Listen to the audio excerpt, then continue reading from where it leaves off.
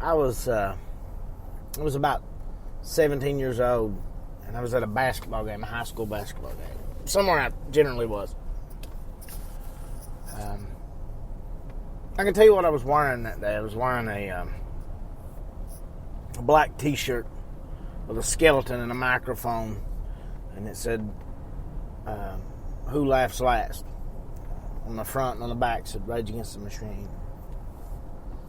I was feeling particularly rebellious that day. Listened to a lot of Rage Against the Machine growing up. Still do listen to a lot of Rage Against the Machine. Supposed to go see him in August if the concert doesn't get canceled in North Carolina.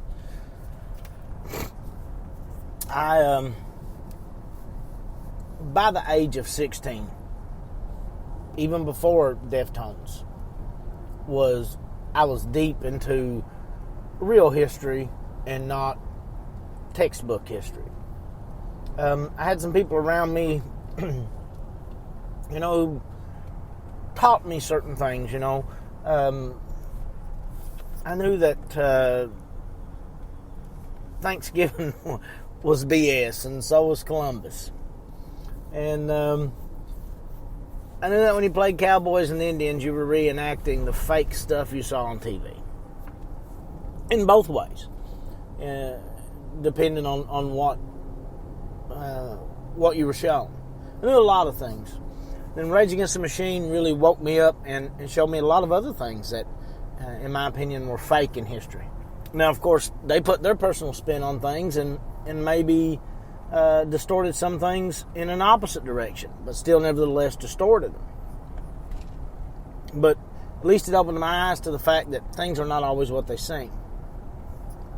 But this basketball game, I've done what they do at all basketball games, and they played the national anthem. I just stayed in my seat. I was not going to stand for the national anthem. I was not going to stand for a country I had no respect for a flag I didn't like. I'm a 17-year-old kid. I know everything about the world. So I sat there on my butt. Unfortunately for me, my father was there. My brother was sitting with him. He sent my brother immediately to get me, which my brother probably delighted in because he enjoyed seeing me get in trouble, because I did get away with a lot, and he was younger than me. I went over to my dad, and he's like, I'm not afraid of my dad because my dad's a mean person, because he's not. My dad's a great person. I'm afraid of my dad because when my dad's serious about something, he's serious, and my dad knew how to make me mind, and you don't want to disappoint your parents, and you don't want them upset with you regardless. So he asked me, "Why are you sitting down?" So I lied. Out of fear, I lied. And because I was too young to really know how strong I was in my convictions. And I said I was talking to a girl. My dad, at that time, was single. Him and my mom had been divorced. And in my opinion, my dad was quite the ladies' man. They seemed to love my dad. Not that he was a bad person or with a lot of women. Just everybody my whole life has always told me how attractive my father was. So I thought, he'll understand. He'll understand that I'm talking to a girl and the value of that. And he didn't. And he said, "Don't let it happen again." And it didn't happen again. I never did in front of him ever again. And actually, in high school, a lot of times you'll go to basketball games and stuff to hang out and be with your friends. When I went, I almost always went late enough that the national anthem had already played, because I felt strongly enough about not standing for the national anthem. I didn't even want to be there. But I felt strongly enough about my father's ability to make me see things his way in a forceful manner that I didn't want to be there to hear the national anthem. Now, if you fast forward 10 years from that, I'm 28. It didn't even take that long. 4 or 5 years from that, I stood at every playing of the national anthem. Took my hat off, was quiet. I expected the same from my kids. I asked the same from my kids that my father asked from me. Show respect and be respectful. And I will say this, my son's still young, but my daughter was always exactly that, and was never quite the rebel that I was. But I changed the way I thought about things. And this is why. Because I quit looking at it through a child's mentality. And I started looking at it as an adult. An adult and someone who was not completely ignorant to the situation. What does that flag stand for? Well, that's completely and totally dependent upon the person. 100% completely and totally dependent upon the person. When I was refusing to stand for the flag and to stand for the national anthem,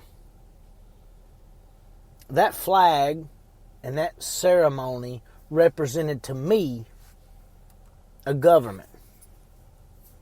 And not a very good government. And not a government deserving of the respect and admiration and devotion they were getting. By the time I was standing for the flag again, I was standing for freedom. The ability for free speech. The ability for free thought. The ability to pursue my dreams and my hopes and my aspirations. The thought of equality and fairness. I was standing for principles. Principles that flag was supposed to represent. And principles that I know in many cases that flag doesn't protect. But it's supposed to, and it's intended to, and that was how it was sold to us. So, in my mind, I was still rebelling. Except I wanted to make that flag what it was supposed to be, not what it actually was. Now, later on, I stood for a different reason. My little cousin served in the military, and I stood for him. My stepbrother served in the military, and I stood for him. And friends and family and neighbors who served to protect that freedom that I have. Because one thing that history did tell me, and one thing that there was no doubt of, if a communist country ran the United States, I would have been executed for not standing for that flag. That was motivation to stand for that flag. Not to be brainlessly obedient to a government, but to stand up for my own freedoms and to make that mine. I knew that if certain totalitarian regimes, which in some cases and sometimes at some points some people have said America has been, and maybe it has. Maybe it's trying to go that way now, but in those regimes that a lack of respect like that could cost me greatly, even possibly still with my life.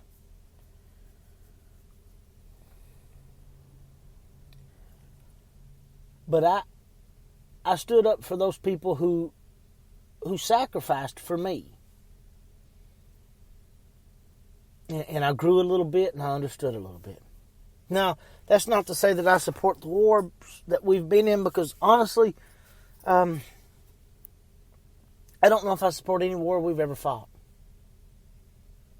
Let's go ahead and say the things that will shock people and turn people off and make them not want to listen to me. I believe that most of our wars have been purely for profit. And I believe that in most of our wars, we've been the bad guy. And I believe that in most of our wars, we have absolutely no excuse for what we've done.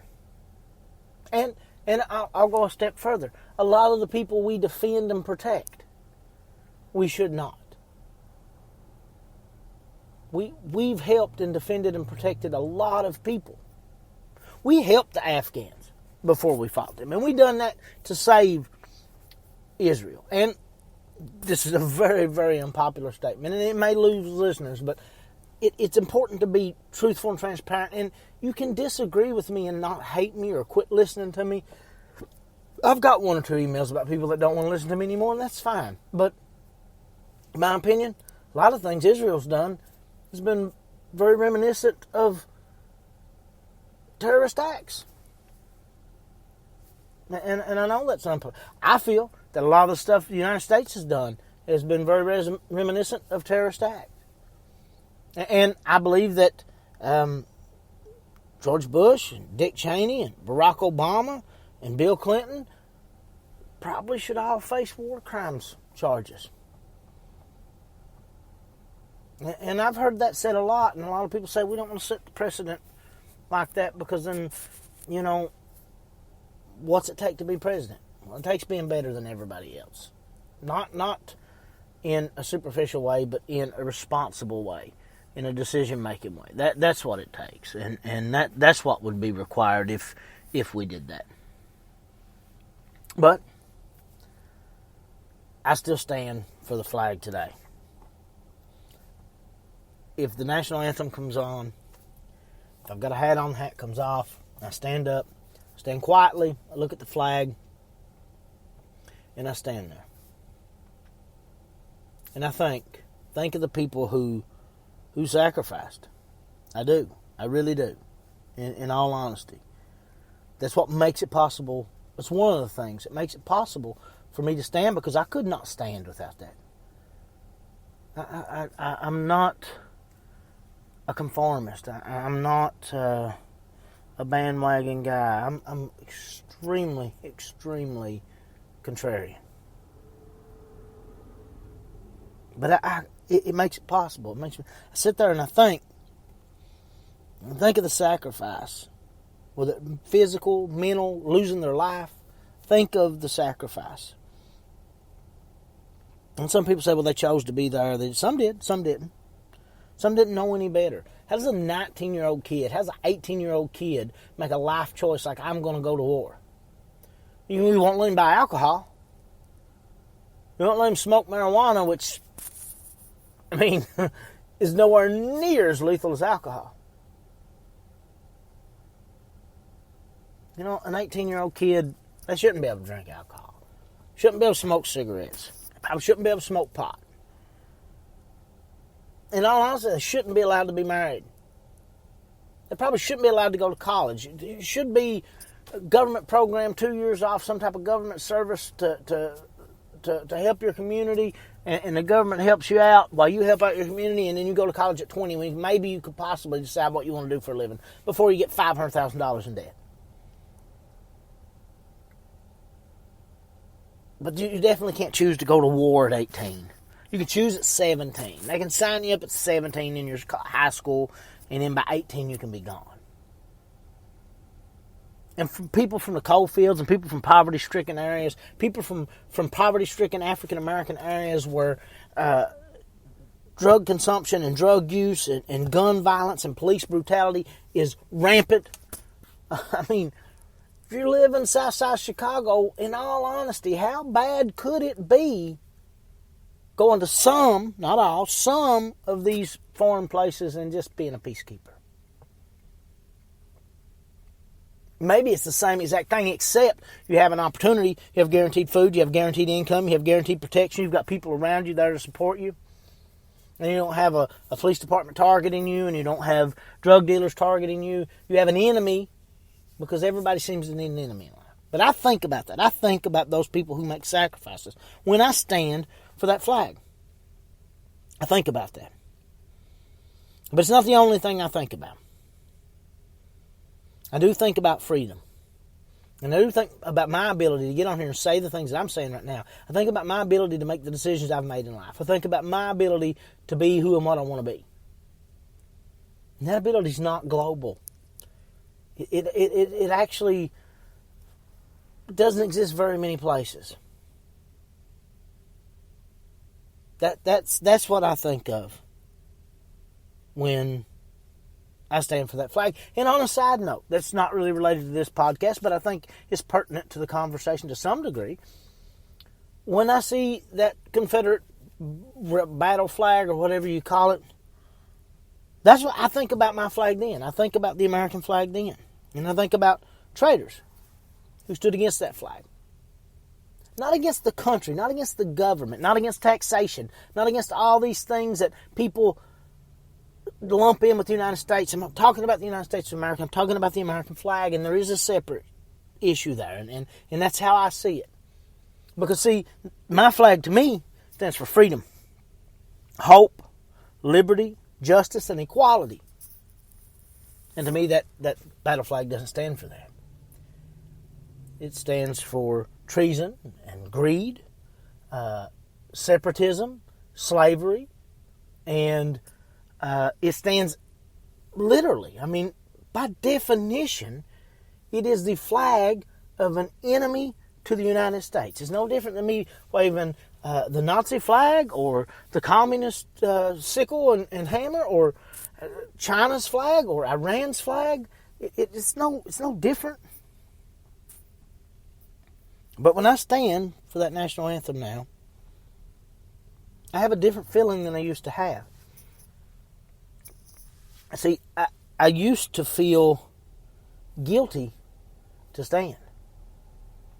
See, I didn't start standing, when I was 20 years old and I was at a grade school ball game with my wife and my daughter, and or we were somewhere and they played the national anthem. I didn't stand because I felt like it's what I needed to do.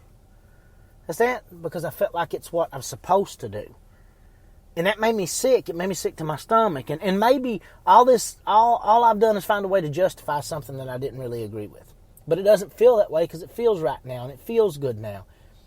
When I do it for the reason I do it for now, and I look at it and I think about it for the reason I think about it now, it feels good.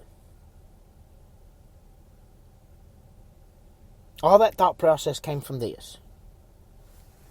I saw an article. I don't know how true it is. I didn't read the article. I read the headline. Trump to throw out first pitch for New York Yankees in August. And I seen a comment. Is this for the same Yankees that got on one knee for the national anthem the other night? Let's take Trump out of the equation. Because to me, this isn't political. When Kaepernick got down on one knee,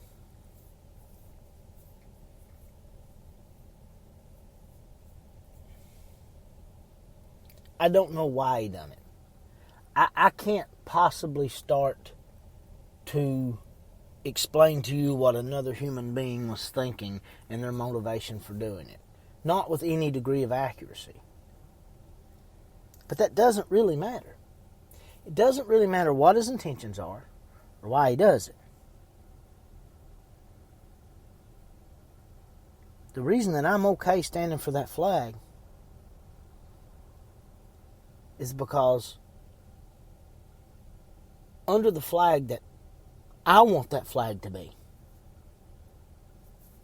him down on one knee, for one, wouldn't be necessary, but for two, would be completely and totally acceptable.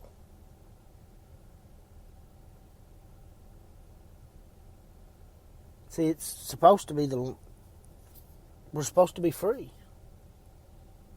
Land of the free. Sometimes people have to do things and call things to our attention because we become complacent. Or sometimes we conform just a little too much. Yeah, he makes millions of dollars. I understand that. Yes, he's horrible at his occupation. And he's no longer at his occupation because he's horrible, not because he got down on one knee.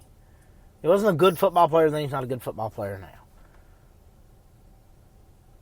But just because he's rich, and just because he was raised by apparently one or maybe two white people, I don't know, what does that have to do with him standing up for something that he feels right? What does that have to do with him expressing himself? And if all these millionaire baseball players want to get down on one knee and do it for what in their mind is solidarity and support of somebody, well, there's two ways to look at that. You can be jaded and you can be just, So negative to the point that you say they're just doing it for attention. And you know what? I'd say probably 60% of them are. But so what? There's another way to look at it. There's the point where we say there's a disparity in the United States of America. There's a divide in the United States of America. There's the rich and there's the poor. Because when we look at number of people killed from a certain race by the police, it's not predominantly black. And when we look at the number of people in bad situations, it's not predominantly Latin American or Mexican American or Caucasian American or African American. It's predominantly poor. That's the unifying factors, is poor. So here's these billionaires, millionaires, whatever these guys make, trying to stand in solidarity with the poor. Now, I know the media and a lot of people are trying this separatist movement to where it can't be poor lives and it can't be American lives matter. We have to separate it. We have to keep people separate. And they're doing a good job of it, but you don't have to be programmed like that. You don't have to be. Poor lives matter, white lives matter, black lives matter, all lives matter. And I know it's a horrible thing to say, apparently, and I know I'm a racist for saying it. I know those things, but that doesn't bother me because I see the ignorance in that statement. African Americans just want it pointed out that, hey, it sucks over here. This is how, why, and where it sucks. I just want us to say, let's let it all suck together and do something about it. But I think some people that know me, and know me well, especially before this podcast, especially people who have only known me in the last 10 years, would tell you that Justin is a patriot. Justin is extremely proud and devoted to his country. They would be incorrect in a lot of ways. I'm not proud of most of our history. But I am extremely dedicated. Dedicated to the people that live here. Dedicated to the people that I live with. No differently than I would be dedicated to the people anywhere in the world. And I am a patriot in the sense that I want all those things that were promised. And some of them are coming hundreds of years too late. All men are created equal. That's coming late. You know, a lot of things are coming late, but they're coming. And the only way they come is if you persevere. So if what it takes to make things better is someone getting down on one knee during the national anthem, is that really the end-all, be-all of your existence, that you have to hate people so badly for kneeling during the national anthem? Because I've talked to a lot of veterans who feel that that's a disgrace and that sickens them and they don't like that. But I've talked to a lot of veterans that say, hey, that's what I did it for. It's what I gave up my hand for. It's what I sacrificed family life for. That's what I risked my life for. It's for that freedom. And we lose sight of that. I don't think it's a sign of disrespect.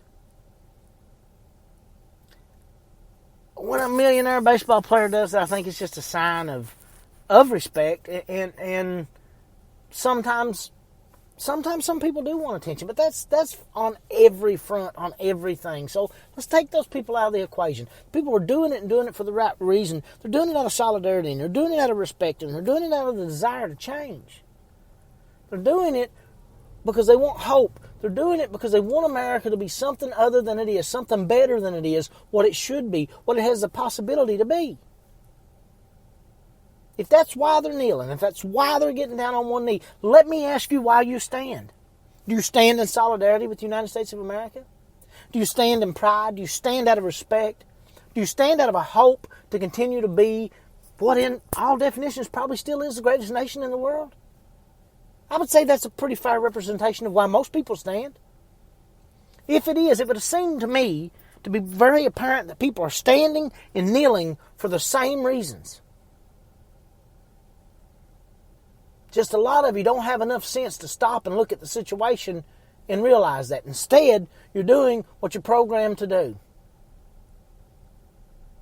You're finding an enemy. You're finding somebody to disagree with. Our government's always had a war. War is good for the economy. War is good for patriotism. War is good for control. And war is good for fear. And we as American citizens are doing what we've always been programmed to do. What the government programmed us to do, what they use the media to keep us doing now. We're finding an enemy. We're finding a war. We're finding a disagreement.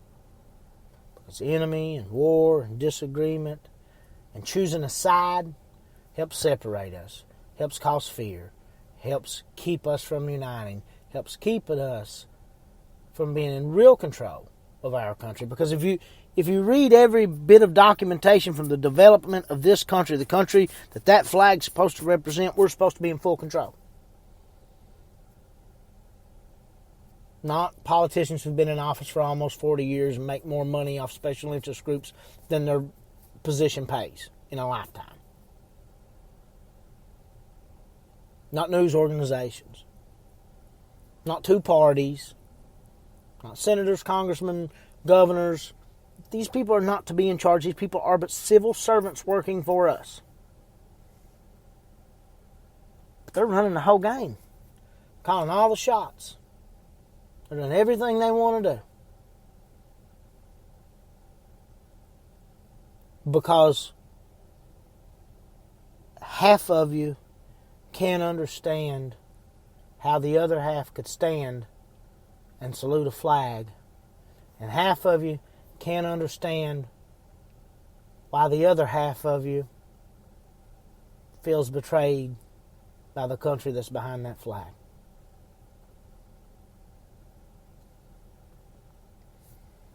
I look at it now and it doesn't matter to me one way or the other whether I stand or whether I sit. It's kind of like a funeral. It's an archaic practice. A show of respect for some, but a show of just pure and total conformity and submission by others. And that's by both sides. People standing, people kneeling. Maybe it doesn't belong anywhere. Maybe it doesn't belong at sporting events. Maybe it belongs at state and federal situations. Or maybe we say this. Anybody that wants to do it can do it, and anybody that doesn't want to do it doesn't have to do it because it's a free country. And even furthermore, anybody that wants to stand has the ability, the right, and is welcome to stand. And anybody who doesn't want to has the ability, the right, and is welcome to not stand. You know why? Because that flag, the flag you're asking people to stand for, is a flag that's supposed to be based in choice, freedoms, and opportunity. Opportunity to be equal, free, and free thinking. Because let me tell you right now, we can live in the freest country in the world. We can live in the freest culture in the world, and we can live under the freest flag in the world. And we can kneel, stand, bob, jump, swim, dance, whatever we want during the playing of the freest national anthem in the world. But if we're not free thinkers, if it's not allowed to happen, it's not encouraged to happen, and it's not supported when it happens, then you're not free. You're not free at all. You're a slave.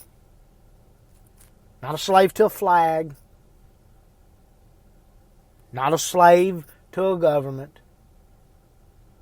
Not a slave to a movement. You're a slave to a pre-programmed mind and a predetermined thought process.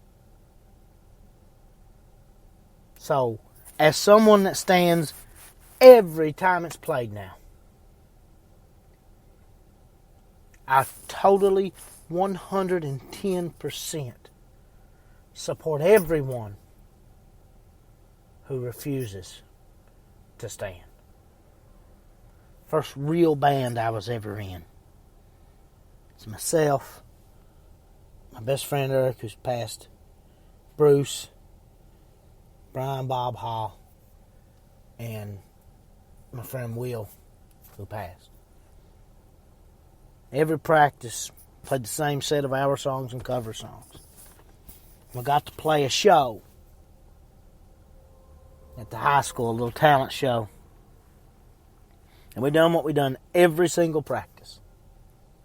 Bruce would start out with Star Spangled Banner on guitar, and we'd bleed it directly into Freedom by Rage Against the Machine.